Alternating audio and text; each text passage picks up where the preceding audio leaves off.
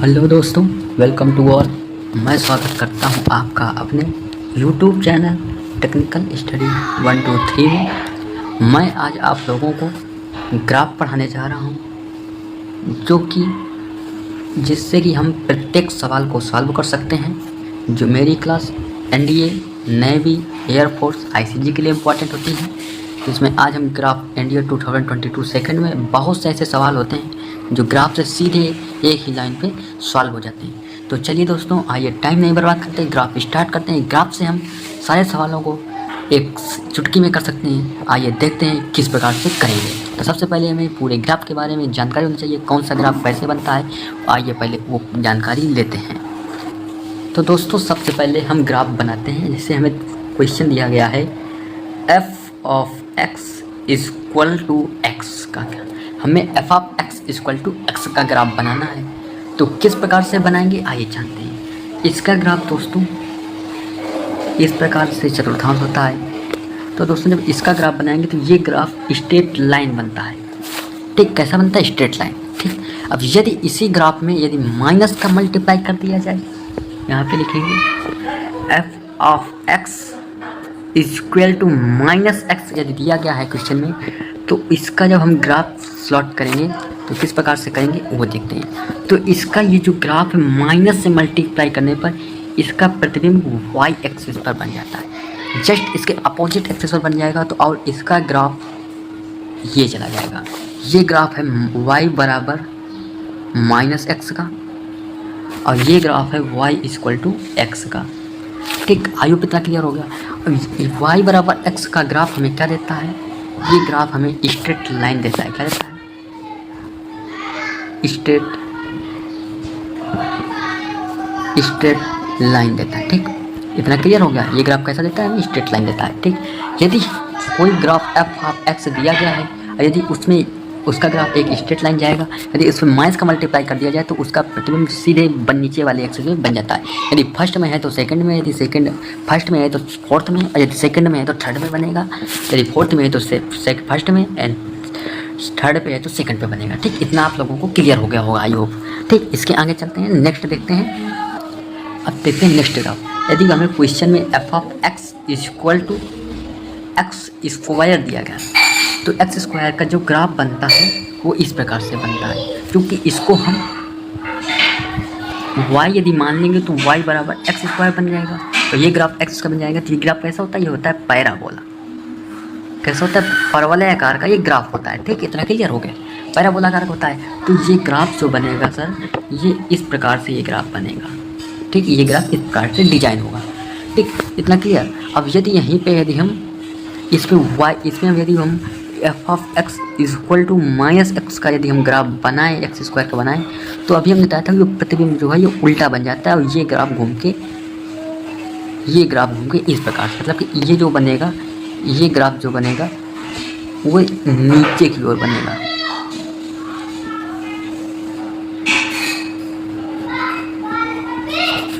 ठीक, अब देखिए ग्राफ, और ये ग्राफ नीचे की ओर बनेगा। ठीक, इतना क्लियर हो गया। अब इसके बारे में जानते हैं। अब ग्राफ से हम क्या क्या फाइंड आउट कर सकते हैं उसके बारे में जानते हैं। यहाँ से हम लोग जानते हैं ग्राफ के बारे में हम लोग क्या क्या फाइंड। ग्राफ से हम लोग डोमेन, रेंज,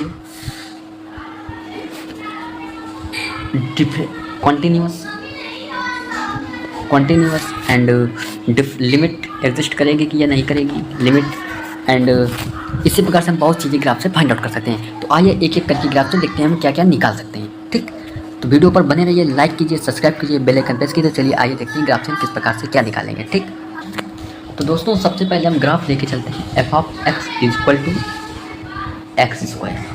तो दोस्तों जब ये ग्राफ हम लोग किस प्रकार से निकालेंगे इसके बारे में, तो अभी हमने आप लोगों को बताया इसका जो ग्राफ होता है वो बनता है इस प्रकार से। ठीक,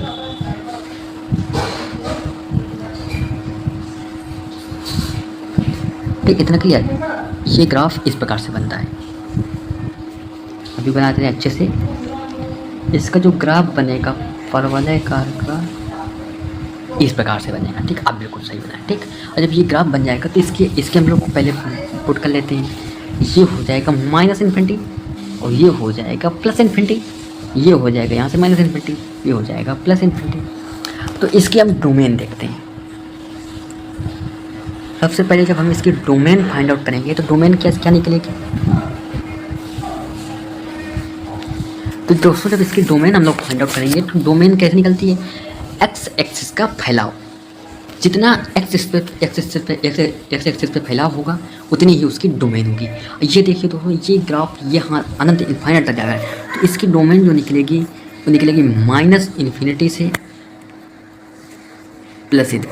ठीक, इसकी जो डोमेन निकलेगी -∞ से +∞ निकलेगी। और रेंज, इसकी जो रेंज निकलेगी वो कितनी होती है, वाई एक्सिस की लंबाई लोवेस्ट से हाईएस्ट। तो इसकी जो लोवेस्ट लंबाई है ये क्या है, ये पॉइंट 0 पॉइंट है। तो इसकी जो रेंज निकलेगी वो निकलेगी -∞ से, इसकी जो रेंज निकलेगी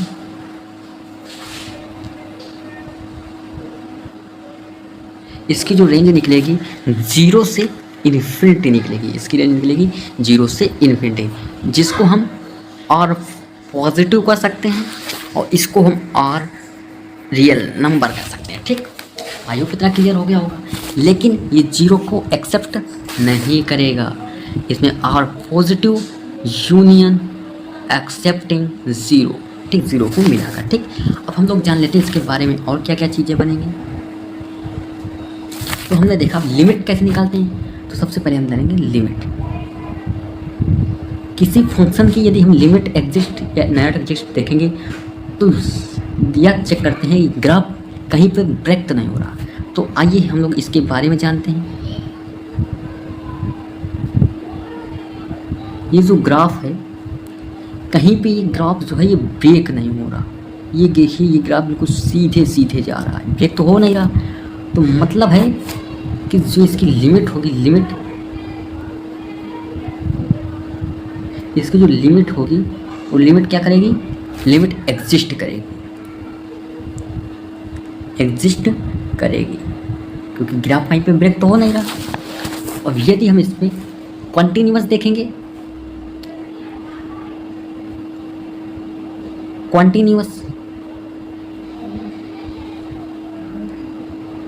यदि हम इस फंक्शन को कॉन्टिन्यूअस देखेंगे तो ये फंक्शन कैसे हो। यदि किसी फंक्शन को बनाने के लिए पेन उठाने की ज़रूरत ना पड़े, देखो हम यहाँ से शुरू कर रहे हैं, यहाँ तक हम सीधे विदाउट पेन उठाए बना सकते हैं। यदि किसी फंक्शन के बनाने के लिए पेन उठाने की ज़रूरत ना पड़े तो कैसा होता है, वो फंक्शन कॉन्टिन्यूअस होता है। ठीक, तो आप लोग जान गए होंगे किस प्रकार से कॉन्टिन्यूअस होता है, इतना क्लियर। अब जानते हैं डिफरेंशिएबल। तो ये डिफरेंशिएबल कैसे चेक करते हैं उसके बारे में जानते हैं। तो डिफरेंशिएबल चेक करने के लिए ग्राफ पे ये देखेंगे कि कहीं पर शार्प एज तो नहीं बन रहा। तो देखिए, ये ग्राफ यहाँ से शुरू होके इस जगह से राउंड शेप लेके ये यहाँ पे जा रहा है। तो ये फंक्शन में शार्प एज कहीं पे बन नहीं रहा, इसलिए ये डिफरेंशिएबल भी होगा। इतना क्लियर। और डिफरेंशिएबल जो होगा ये कहीं पे शार्प एज बन नहीं है, मतलब कि हर जगह पर वाले का फंक्शन हर जगह डिफरेंशिएबल होगा। ठीक, इतना क्लियर। अब इसके आगे चलते हैं। अब हम लोग चेक करेंगे मैन्यूअन फंक्शन मैन्यूअन है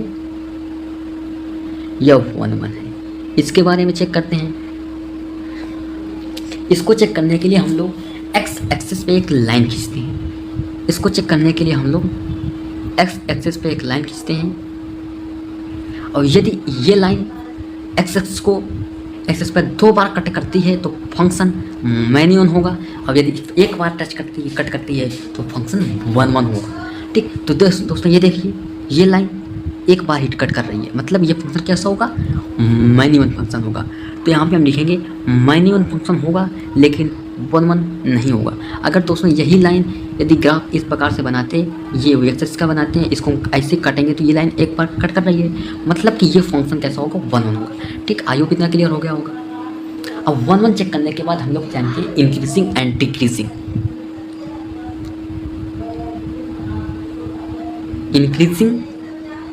अब हम इंक्रीजिंग चेक करेंगे और डिक्रीजिंग चेक करेंगे।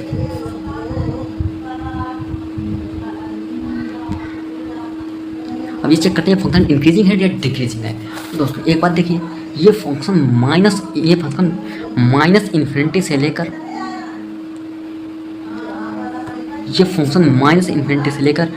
प्लस इन्फिनिटी तक क्या हो रहा है, ये फंक्शन डिक्रीज कर रहा है। और डिक्रीज करने के लिए हम लोग ऑलवेज लेफ्ट हैंड से चलते हैं और राइट हैंड तक देखते हैं, लेफ्ट से राइट चलते हैं। देखिए ये फंक्शन माइनस इन्फिनिटी से शुरू होकर जीरो तक कैसा होगा, डिक्रीज होगा। लेकिन यही फंक्शन जीरो से लेकर इन्फिनिटी तक इंक्रीज करेगा। यहाँ पे लिख देते हैं हम लोग, फंक्शन जीरो से इन्फिनिटी तक फंक्शन इंक्रीज करेगा एंड माइनस इन्फिनिटी से जीरो तक फंक्शन डिक्रीज करेगा। ठीक, इतना क्लियर। अब इस फंक्शन की मैक्सिमम वैल्यू मिनिमम वैल्यू देख लेते हैं, किस प्रकार से मैक्सिमम एंड मिनिमम वैल्यू निकालते हैं। अभी हम वेट करिए, अभी हम आप लोगों को बिल्कुल अच्छे से समझा देंगे। ठीक दोस्तों, इसी प्रकार से हो गया। अब यहाँ से देखेंगे मैक्सिमम वैल्यू और मिनिमम वैल्यू किस प्रकार से निकालते हैं। ठीक, मैक्सिमम वैल्यू के लिए हम लोग हाईएस्ट पॉइंट को देखते हैं, यानी पीक पॉइंट को देखते हैं। यदि आप दोस्तों ये बताइए कि ये जो फंक्शन है ये यहाँ से यहाँ तक जा रहा है, इसकी कोई हाईएस्ट वैल्यू यानी पीक वैल्यू फिक्स है, कहीं पे फिक्स दिख रही नहीं, इसकी हम लोग मैक्सिमम वैल्यू नहीं निकाल सकते। और ये देखिए ये फंक्शन जीरो के नीचे ये फंक्शन जा ही नहीं रहा। ये देखिए ये फंक्शन जीरो के नीचे जा ही नहीं रहा, मतलब ये जीरो के नीचे नहीं जा रहा, मतलब इसकी मिनिमम वैल्यू फिक्स है।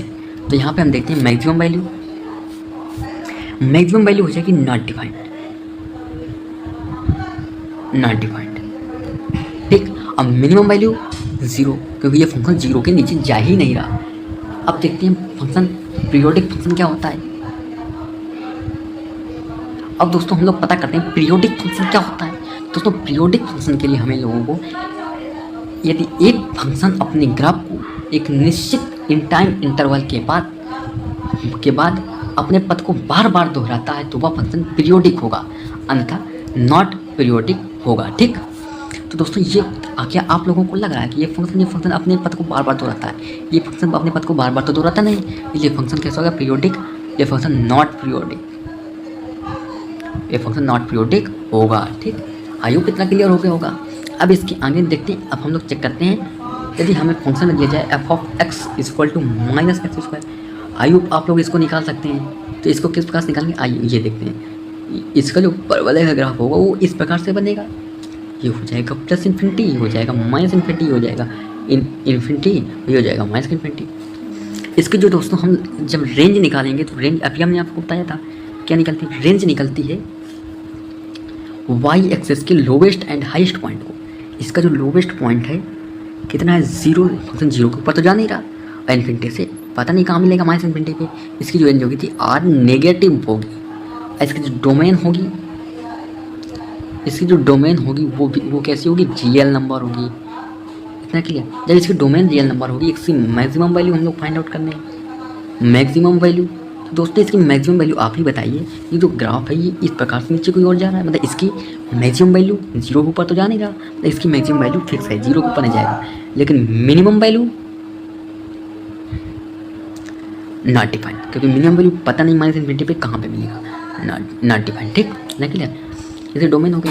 अब इसी प्रकार हम लोग इसको रेंज, इसकी प्रकार हमने पीरियोडिक, इंक्रीजिंग, डिक्रीजिंग क्या करते हैं। जब इंक्रीजिंग की बात करते हैं, ये फंक्शन देखिए माइनस इन्फिनिटी से ज़ीरो तक इंक्रीज करेगा, एंड डिक्रीज की बात करेंगे तो ये जीरो से इन्फिनिटी तक डिक्रीज करेगा, इंक्रीज करेगा और ये डिक्रीज करेगा। ठीक, इतना क्लियर।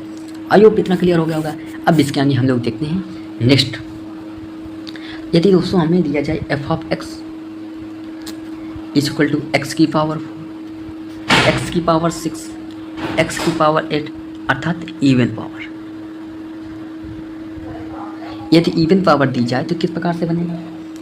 तो दोस्तों यदि हम ऐसे प्रकार के ग्राफ बनाएं, हम लोग पहले इसको अलग कलर से बनाते हैं।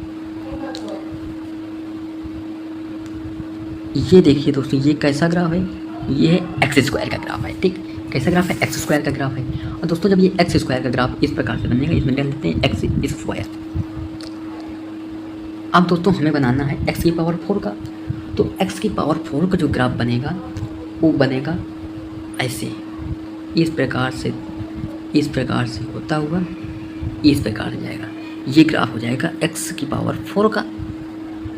यदि हम एक्स की पावर 6 का ग्राफ बनाएंगे तो इसका ग्राफ और ही अंदर होता चला जाएगा, और ये ग्राफ